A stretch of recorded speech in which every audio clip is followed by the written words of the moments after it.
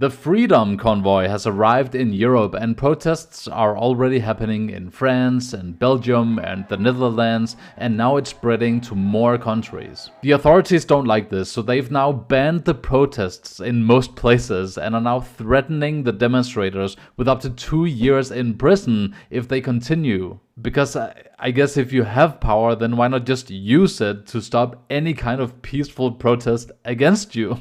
Before we get into what is happening with the Freedom Convoy right now, in case you don't know, the reason that the Freedom Convoy is here is because it was so effective in Canada. Justin Trudeau responded to the protests first by calling all of these truckers like racists and insurrectionists. That didn't quite work, so now the Canadian government has declared a state of emergency and actually has implemented new laws where they can freeze the money donated to these truckers to continue the protests. And also they are now stating how they will freeze the bank accounts of all of these truckers if they continue and if they don't comply. Funny enough, it turns out that if you push people far enough with endless restrictions, they just might end up rebelling against your need to control them. And that's what's happening right now in Europe. So in common for all of these European Freedom Convoy protests is that they want to see the restrictions lifted, but they also have a unique element to them to each country. So the biggest one right now in France, in Paris, right now they want to see the health pass removed.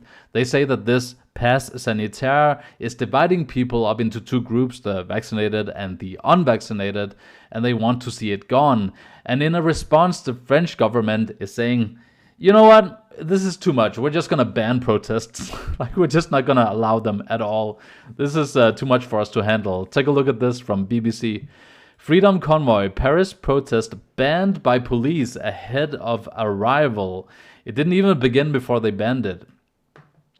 It says that the convoys are organizing online and appear to come from various political and ideological backgrounds, making it difficult to estimate how many vehicles might arrive in Paris.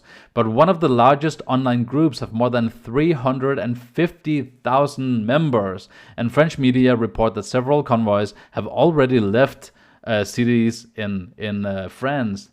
After dozens of arrests at the Canadian demonstration, police in Paris are citing the risk of disturbances to public order as one of the reasons for banning the protests. Authorities also reminded people that interfering with the roads can carry a 2-year prison sentence or a €4,500 fine. Actually, all of these restrictions that people are protesting are expected to be removed in April, right before the French election. After all, it's easier if you're Macron to get re-elected if you don't have a bunch of people protesting in the streets of Paris. Like, it's more convenient to withdraw the restrictions at that point in time, right? Talk about following the science. I just find it weird that we live in a time where governments are cracking down on these protests. Like, it kind of makes sense if you think about it, with all of these cars and trucks clogging up the system. It kind of makes sense that if you're the government, you want to keep the cities working and you can't allow that kind of protest. But we're talking about people on foot as well, just normal protests, and they're not allowed anymore. You're not allowed to protest. The same thing happened in Brussels, in Belgium.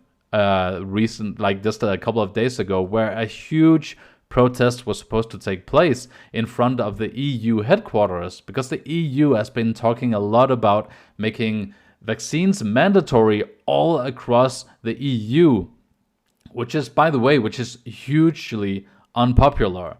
Take a look at this. Over 1,300 vehicles gathered on Sunday in Lille in France, close to the Belgium border, to prepare for the journey towards Brussels. But police moved decisively to thwart the operation. Officers carried out checks at key entry points between Brussels and Flanders to identify and filter out possible disruptors. Those identified as agitators were redirected to the site of the Brussels Expo in the north of the city, where a static demonstration was allowed.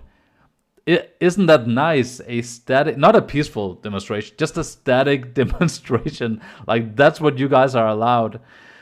It's getting kind of crazy. The media has described some of these truckers and protesters like racists and radicals and anti-vaxxers and whatever bad word you can come up with. But honestly, I don't think they are. I think they're just normal people who want to make sure that these restrictions don't go on, and specifically the ones that separate people into two groups, the vaccinated and the unvaccinated people. I mean, some of them are just people who want to go to the EU and protest to make sure that literally the EU doesn't force everyone to get vaccinated, which almost no one supports.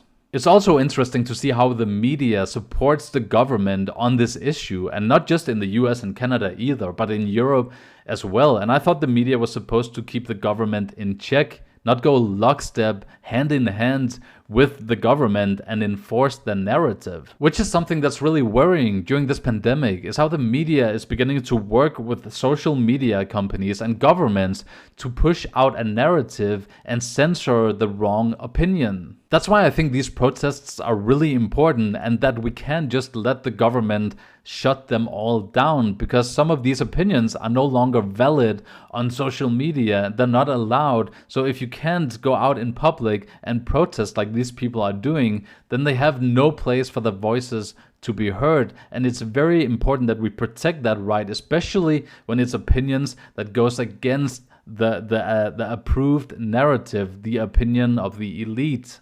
Canada will soon end this convoy protest with the state of emergency declared, where they can freeze the money of these truckers and so on. And I don't think it's that bad in Europe right now, but we are moving in a direction where dissenting opinions are less and less allowed. And during these pandemic times, all of these peaceful protests in Europe have been effectively crushed by the different governments. I don't like the tendency, and I think history shows that if you stop people from voicing their concerns, it doesn't just end there, it actually gets worse. Let me know what you think about all of this, guys. I'm always interested in your opinions in the comment section down below. Hit the like button for the video if you enjoyed the video, and remember to subscribe to the channel if you haven't done so already. Thank you so much for watching, guys, and I'll see you guys in the next one.